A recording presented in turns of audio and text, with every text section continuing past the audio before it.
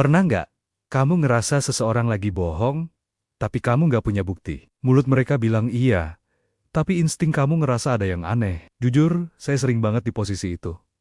Ngerasa bingung sampai akhirnya saya sadar. Kita sering ketipu sama kata-kata, tapi kita lupa kalau tubuh manusia itu nggak bisa acting. Di video ini, saya mau ajak kamu belajar bareng cara melihat apa yang nggak terucap. Bukan buat curiga, tapi biar kita lebih peka. Yuk, kita bedah. Sebelum kita masuk ke teknisnya, saya mau kita satu frekuensi dulu. Belajar bahasa tubuh bukan berarti kita jadi dukun yang bisa baca pikiran orang 100% akurat.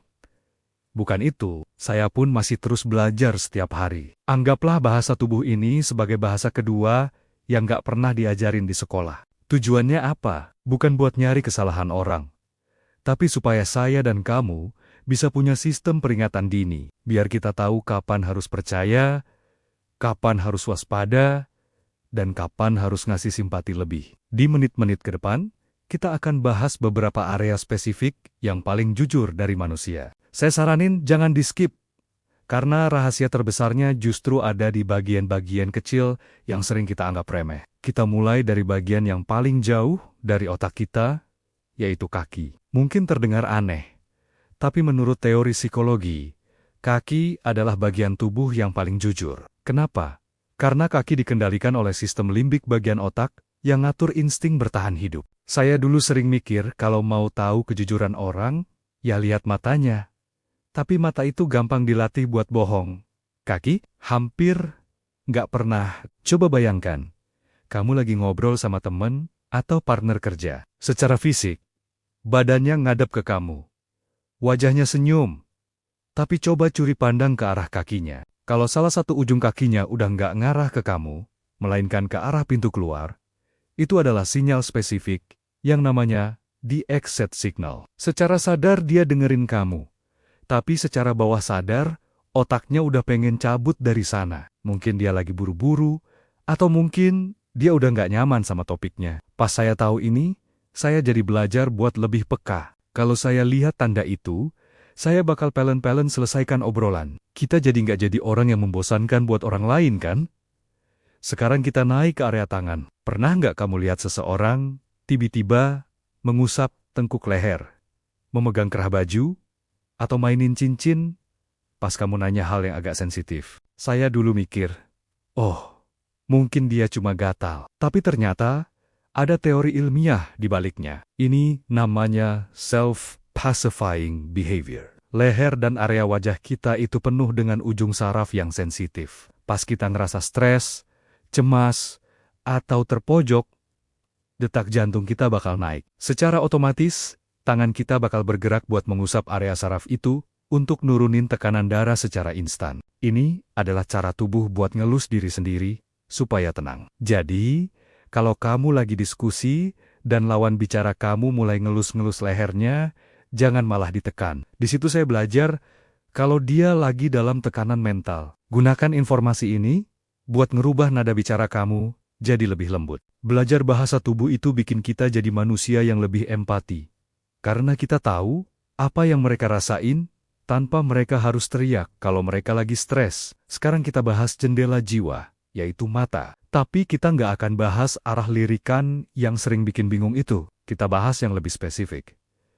Eye blocking. Pernah nggak kamu ngasih kabar atau ide, terus lawan bicara kamu, kedipnya agak lama? Bukan kedip biasa, tapi matanya nutup sekitar 1 detik. Itu adalah respon otak yang mau ngeblokir informasi yang nggak dia sukai. Sama kayak kita nutup mata pas nonton film horor. Dan satu lagi yang nggak bisa bohong, yaitu pupil mata. Pupil, kita bakal membesar pas kita ngelihat sesuatu atau seseorang yang kita suka. Ini diatur oleh sistem saraf otonom, nggak bisa dipalsukan. Kalau kamu lagi kencan atau negosiasi, dan pupil lawan bicara kamu membesar, itu sinyal positif. Tapi hati-hati, jangan sampai kamu malah melototin matanya terlalu lama ya. Nanti malah jadi aneh. Poin selanjutnya yang paling saya suka adalah mirroring. Ini adalah tanda paling indah dalam hubungan manusia. Kamu pernah nggak ngerasa obrolan lagi enak banget? Sampai kamu sadar kalau posisi duduk kamu dan dia hampir sama. Pas kamu minum, dia ikut minum. Pas kamu nyandar, dia ikut nyandar. Ini namanya limbic resonance. Otak kita lagi ngomong, aku ngerasa aman sama kamu.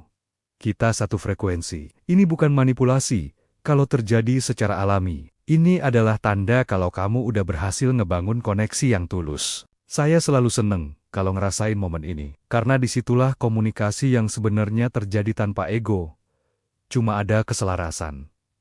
Lalu, coba perhatikan juga posisi bahu. Seringkali kita mengabaikan gimana bahu seseorang bereaksi saat mereka bicara. Bahu yang naik mendekati telinga, atau posisi yang terlihat kaku, biasanya menandakan ketidaknyamanan yang mendalam. Sebaliknya, bahu yang rileks dan terbuka menunjukkan bahwa seseorang benar-benar menerima kehadiran kita. Saya belajar bahwa kenyamanan itu menular. Kalau saya terlihat rileks, lawan bicara saya pun akan lebih mudah untuk terbuka. Kita sering lupa bahwa bahasa tubuh adalah komunikasi dua arah.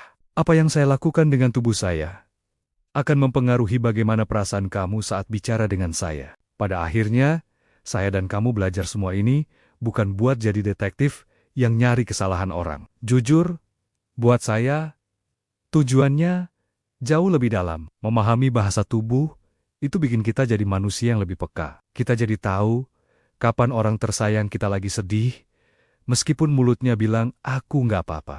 Kita jadi lebih tahu kapan harus memberikan ruang, dan kapan harus mendekat untuk memberi dukungan. Bahasa tubuh adalah cara kita berkomunikasi dengan hati. Makasih ya sudah mau belajar bareng saya sampai menit terakhir ini. Kalau kamu punya cerita unik soal insting kamu yang ternyata benar karena lihat gerakan seseorang, tulis di kolom komentar ya. Saya pengen banget baca cerita kamu. Sampai ketemu di perjalanan belajar kita selanjutnya. Mari kita terus tumbuh bareng-bareng.